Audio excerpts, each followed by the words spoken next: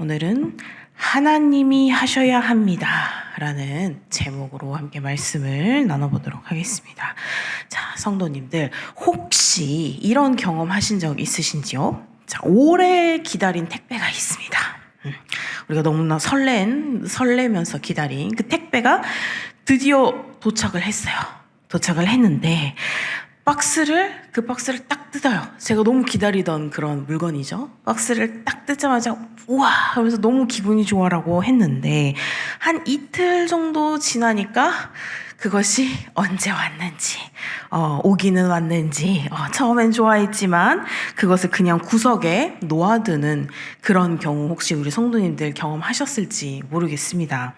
처음에는 그러니까 너무 좋았는데 시간이 지나면 그 설렘이 이제 사라지는 거죠. 그래서 이 택배 물건을 우리가 설렘으로 가득 차서 기다렸다가 막상 우리가 받고 나니까 기분 좋음도 잠시 한쪽 구석탱이에 저기에 박혀있는 그런 경험들.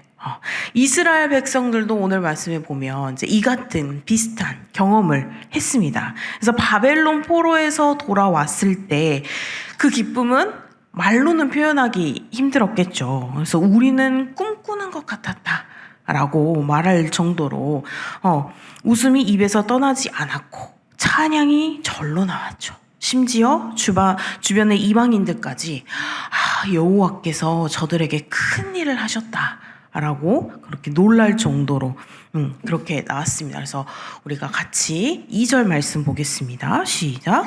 그때에 우리 입에는 웃음이 가득하고 우리 혀에는 찬양이 찼었도다. 그때에 문 나라 가운데에서 말하기를 여호와께서 그들을 위하여 큰 일을 행하셨다 하였도다. 네. 주변 이웃에서 말을 하는 것 정도까지 봤을 때 정말 이들이 정말 기뻐하고 정말 옆에서 봤을 때도 와 진짜 브라보 박수치는 그런 상황이었는데 그랬는데 그 기쁨이 오래 갔을까요? 이제 오기는 왔어요. 그런데 막상 딱 도착하고 보니 이 현실이 기다리고 있는 거죠. 기쁜 건 기쁜 거지만 성벽은 다 무너져 있었고 그다음에 집들이 전부 다 폐허가 되었겠죠. 집들이 전부 다 그런 상태였고 폐허였고 경제적으로는 어때요 지금? 경제적으로는 완전 바닥을 치는 그런 상황이었고 또 땅은 굉장히 전쟁이 끝난 뒤로 굉장히 황폐했겠죠. 그 뒤로 이제 손을 대지 않았고 그랬기에 그래서 하나님께서 회복하셨도다 라고 외쳤던 그 기쁨이 가득한 찬양을 했던 그 웃던 입술들이 어느새 이제 오메 이것을 언제 다 치운다냐 이제 요렇게 변한 거겠죠. 그래서 이걸 언제 다 세우나 하는 한숨으로 바뀌어 갔습니다. 그래서 시인이 이제 다시금 기도를 하는 거죠. 여호와여 우리의 그 포로를 남방 시내들 같이 돌려보내소서. 그러니까 이미 돌아왔는데 왜 또 돌려보내달라고 기도를 했는지. 그러니까 회복은 받았지만 완벽한 회복은 아직 멀었기 때문이죠. 그래서 처음의 감격을 끝까지 그 감격을 계속 유지하는 것은 어쩌면 은혜를 받는 일보다 더 어려운 일 같습니다. 그래서 그리고 이제 이어지는 127편에 보면 우리에게 이제 그것을 계속 지키는 그 비결을 우리에게 가르쳐 주는데 회복 후의 삶이 견고하려면 누가 세우셔야 한다는 거죠? 하나님께서 세우셔야 한다는 것입니다. 그래서 우리 127편 1편을 한번 보겠습니다. 시작. 여호와께서 집을 세우지 아니하시면 세우는 자의 수고가 헛되며 여호와께서 성을 지키지 아니하시면 파수꾼의 깨어 있음이 헛되도다. 그러니까 이 말씀은 이 회복된 기쁨이 사람의 힘으로는 오래가지 않는다. 라는 사실을 깨우쳐 주는 그런 본문입니다.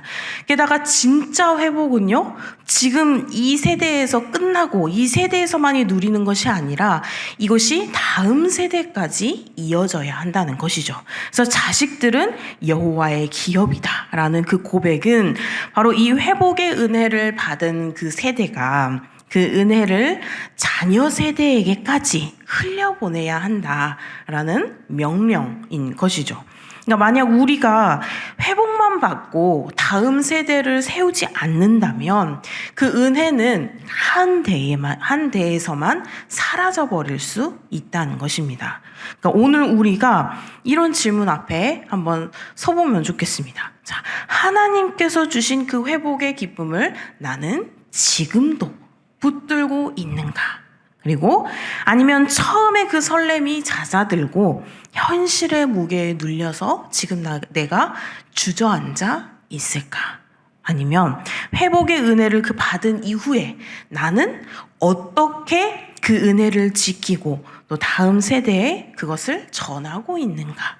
라는 이런 오늘 이 질문을 우리가 본문을 보면서 함께 나눴으면 좋겠습니다. 그래서 이 말씀 안에서 회복의 기쁨을 어떻게 지키고 그리고 그 은혜가 세대에서 세대로 흘러가게 할 수 있는지 우리가 함께 살펴보고 우리가 함께 묵상하셨으면 좋겠습니다. 그래서 시편 126편에서는 이제 여호와께서 시온의 포로를 돌려보내실 때라는 선언으로 시작을 하는데 이 이스라엘이 바벨론 포로 생활에서 돌아올 수 있었던 그것은 정치적 환경이 우연히 바뀌어서가 아니었죠. 하나님께서 바로 이 고레스 왕의 마음을 움직이시고 그리고 그 마음에 돌아가서 예루살렘 성전을 다시 지으라라는 감동을 하나님께서 그 왕에게 주셨기 때문이죠. 우리 에스라 1장 1절에서 3절 한번 보겠습니다. 함께 시작. 바사왕 고레스 원년에 여호와께서 예레미야의 입을 통하여 하신 말씀을 이루게 하시려고 바사왕 고레스의 마음을 감동시키심에 그가 온 나라에 공포도 하고 조서도 내려 이르되 바사왕 고레스는 말하노니 하늘의 하나님 여호와께서 세상 모든 나라를 내게 주셨고 나에게 명령하사 유다 예루살렘의 성전을 건축하라 하셨나니 이스라엘의 하나님은 참 신이시라. 너희 중에 그의 백성된 자는 다 유다 예루살렘으로 올라가서 이스라엘의 하나님 여호와의 성전을 건축하라. 그는 예루살렘에 계신 하나님이시라. 아멘. 네. 그러니까 이런 모든 상황들을 보고 이스라엘 백성의 표현은 꿈꾸는 것 같았다라고 표현을 합니다. 그러니까 현실이 도저히 믿기지 않을 만큼 굉장히 큰 기쁨과 감격을 누리고 있는 상황이죠. 그러니까 그래서 웃음이 입에서 떠나지 않았고 찬송이 터져 나오고 심지어는 이방 나라들도 여호와께서 그들에게 큰 일을 행하셨다라고 인정할 정도로 그러니까 우리가 구원받은 것도 보면은 인생의 그런 깊은 절망에서 건진받은 이 모든 것도 마찬가지라는 것이죠. 그것은 내 계획과 내 능력으로 된 것이 아니라 바로 하나님의 전적인 은혜인 줄 믿습니다. 그래서 회복의 첫 고백이 내가 해냈다가 아니라 하나님께서 하셨다. 일 때 그 은혜는 그 누구에게도 결코 빼앗기지 않을 것입니다. 근데 놀라운 것은 이미 돌아왔는데 지금 시인이 다시 우리의 포로를 남방 시내들 같이 돌려보내소서라고 기도를 한다는 점이죠. 자, 126편 4절 한번 같이 읽겠습니다. 시작. 여호와여 우리의 포로를 남방 시내들 같이 돌려보내소서. 자, 남방 시내가 혹시 뭔 줄 아실까요? 성도님들. 남방 시내라는 것은 이 건기에는 굉장히 말라 있다가 우기에 갑자기 불어나서 이 물이 하천처럼 이렇게 쭉 지나가는 그런 공간이죠. 그런 공간입니다. 그래서 생명을 공급하는 와디, 그러니까 와디라고 불리는데 그것이 계절천이라고 불리는. 그러니까 이게 우기 때는 비가 많이 오고 하니까 천으로 이렇게 물길이 나 있다가 또 건기 때는 거기가 물이 하나도 없어서 사람들이 다닐 수 있을 정도의 그런 곳인데 시인은 이제 이렇게 하나님의 은혜가 다시금 그리고 지속적으로 계속해서 흘러가기를 간구하죠. 근데 그 이유가 바로 회복은 끝이 아니라 과정이기 때문이라는 것입니다. 아무리 큰 은혜를 받아도 기도를 멈추면 다시금 이렇게 메마름이, 건기처럼 메마름이 찾아오죠. 그래서 시인은 이렇게 이야기를 합니다. 126편 5절 한번 같이 읽겠습니다. 시작.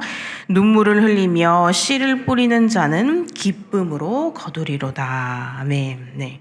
눈물을 흘리며 씨를 뿌리는 자만이 기쁨으로 거둔다라고 말을 합니다. 그러니까 회복의 은혜를 받은 자는 그것을 방심하지 말고 끝까지 눈물과 수고로 다음 열매를 준비하는 사람입니다. 그래서 우리가 회복 이후에도 기도와 헌신을 멈추지 마시기를 바랍니다. 그래서 은혜를 주신 그 하나님이 그 은혜를 완성하실 때까지 우리가 함께 붙들고 구해야 한다는 것이죠.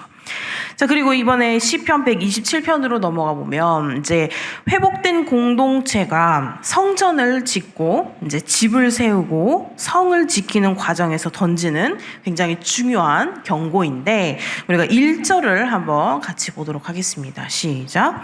여호와께서 집을 세우지 아니하시면 세우는 자의 수고가 헛되며 여호와께서 성을 지키지 아니하시면 파수꾼의 깨어있음이 헛되도다. 네.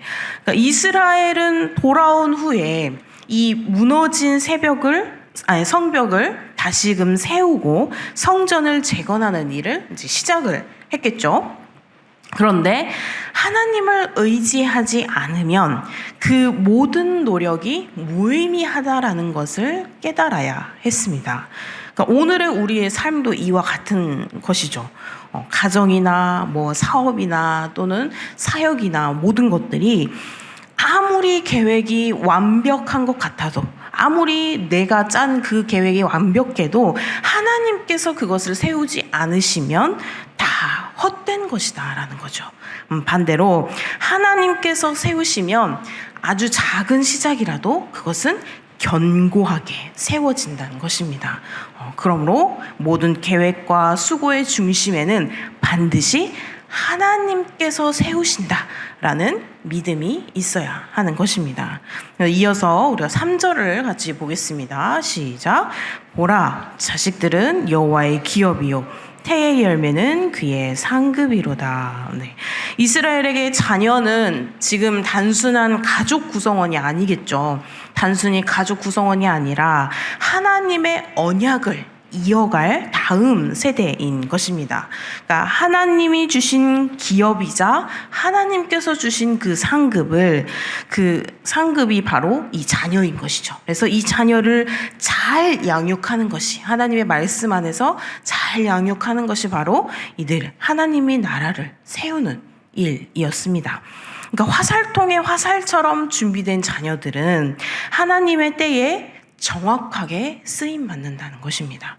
부모 세대가 그들을 하나님의 말씀으로 계속해서 준비를 시키면 원수 앞에서도 담대히 서게 되는 것이죠. 근데 참 그게 마음과 뜻대로 안 되죠. 그래서 우리가 항상 자녀들을 위해서 기도하고 항상 함께 하나님의 말씀을 나누고 비록 그것을 거절받을지라도 우리가 항상 그렇게 나누는 그러한 가정이 되셨으면 좋겠습니다. 근데 이것이 가정에서뿐만 아니라 교회에서도 마찬가지죠. 회복의 은혜를 받은 공동체는 반드시 이 다음 세대를 세워야 합니다. 그러니까 그렇지 않으면 아무리 놀라운 부흥을 경험해도 한 세대 만에 이 은혜가 사라져 버립니다. 그러므로 우리는 지금의 이 회복을 다음 세대의 신앙의 유산으로 넘겨야 할 것입니다. 그래서 우리가 이 교육 부서들이 굉장히 중요한가. 그리고 이 교육 부서를 이끌어 가시는 우리 선생님들이 굉장히 중요한 일을 맡아서 하고 계시죠. 그래서 우리 성도님께서 우리 이 교육 부서의 선생님들과 아이들을 위해서 함께 기도해 주셨으면 좋겠습니다. 자, 사랑하는 성도 여러분들, 이 시편 126편과 시편 127편은요, 우리에게 회복의 은혜와 그 은혜를 지켜가는 삶의 원리를 한 흐름 속에서 이렇게 보여주고 있습니다. 그러니까 126편은 하나님이 행하신 그 회복의 기쁨을 말하고 있고, 127편은 그 기쁨을 계속해서 지속시켜 나가는, 그래서 하나님 의존의 삶을 말을 하고 있습니다. 그러니까 우리가 여기서 잊지 말아야 할 것은 회복은 끝이 아니라 시작인 것이다 라는 겁니다. 포로에서 돌아온 이 이스라엘 백성이 돌아온 그날로 모든 것이 완성됐다가 아니라 오히려 그 이후가 진짜 싸움이었죠. 성벽을 세우고 성전을 다시 짓고 황폐한 땅을 일구고 공동체를 재건하는 그 모든 과정에서 그들은 매 순간 하나님만을 의지해야 했습니다.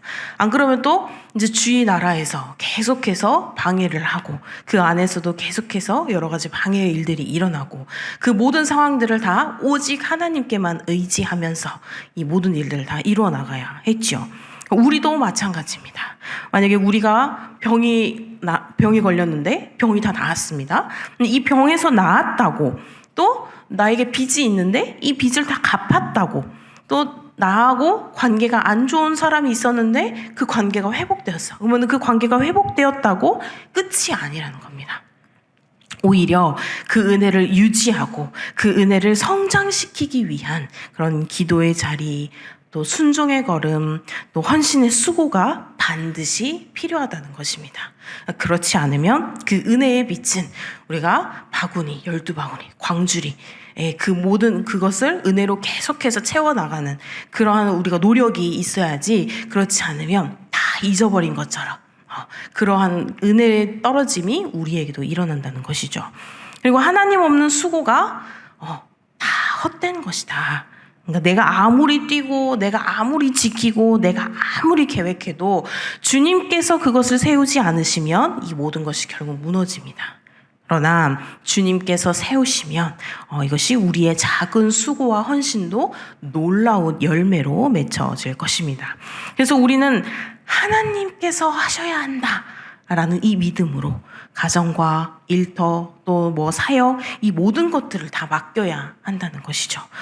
하지만 맡긴다고 해서 하나님 알아서 하십시오. 그리고 두 손 두 발 다 놔두고 있는 것이 아니라 우리도 그것을 위해서 계속 노력해야 하겠죠. 그래서 마지막으로 또 회복의 이 완성은 그것의 일환으로 다음 세대를 세우는 것. 지금 받은 은혜가 나 혼자만의 간증으로 끝나면 그것은 완성된 회복이 아니고 그 은혜가 나의 자녀와 그리고 다음 세대에 흘러가고 그들이 하나님의 기업으로 준비될 때 비로소 그 회복은 대대로 이어지는 하나님께서 원하시는 그 하나님의 역사로 완성된다는 것입니다. 그래서 우리 성도님들, 오늘 우리는 이렇게 고백하면서 나아가셨으면 좋겠습니다. 주님, 회복의 은혜를 주셔서 감사합니다. 그래서 그 은혜를 우리가 지키며 살겠습니다. 그래서 하나님 없이는 아무것도 할 수 없음을 우리가 고백하면서 내 가정과 내 교회와 또 이 다음 세대를 온전히 주님께 맡겨드리는, 그래서 이 고백이 우리의 오늘을 붙들고 내일을 여는, 그리고 다음 세대를 지켜나가는 그런 힘이 되시기를 주님의 이름으로 축복합니다. 기도하시겠습니다. 사랑의 주님, 우리의 삶을 포로에서 자유로 그리고 절망에서 회복으로 인도하시는 은혜에 감사를 드립니다. 주님, 그 은혜가 절대로 잊히지 않게 하여 주시옵시고 또 오늘도 오직 하나님만을 의지하며 살아가게 하여 주시옵소서. 우리의 그 모든 계획과 수고를 온전히 주께 맡기며 이것들이 다음 세대까지 우리가 이 믿음을 전하게 하여 주시옵소서. 우리에게 회복을 주신 주님께 감사와 영광을 돌리며 예수님의 이름으로 기도드립니다. 아멘.